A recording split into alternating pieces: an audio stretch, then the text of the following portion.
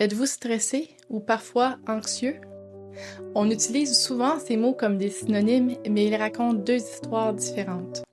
Bonjour et bienvenue dans les mots de Caro. Dans le langage du quotidien, on utilise souvent les mots stress et anxiété comme s'ils voulaient dire la même chose. Pourtant, même s'ils peuvent se ressembler dans le ressenti, ils ne racontent pas la même expérience.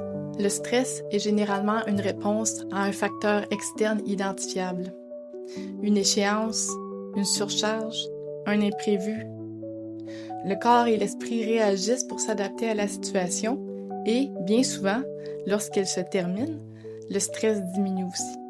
L'anxiété renvoie plutôt à un état d'anticipation et d'inquiétude qui peut persister, parfois même en l'absence d'un déclencheur clair. Ce n'est pas forcément lié à ce qui se passe maintenant, mais plutôt à ce que l'on craint ou à ce que l'on redoute pour la suite. Selon l'American Institute of Stress, cette distinction est importante parce que le stress est généralement lié à une cause identifiable, alors que l'anxiété peut être plus diffuse, plus intérieure et parfois plus durable dans le temps.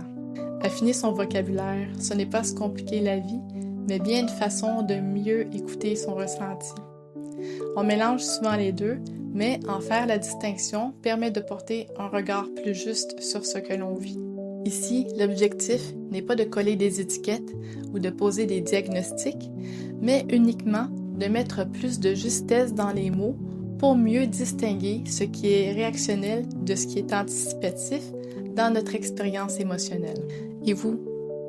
Avez-vous remarqué si vos tensions sont plutôt liées à un événement précis ou à des inquiétudes diffuses? N'hésitez pas à partager vos impressions.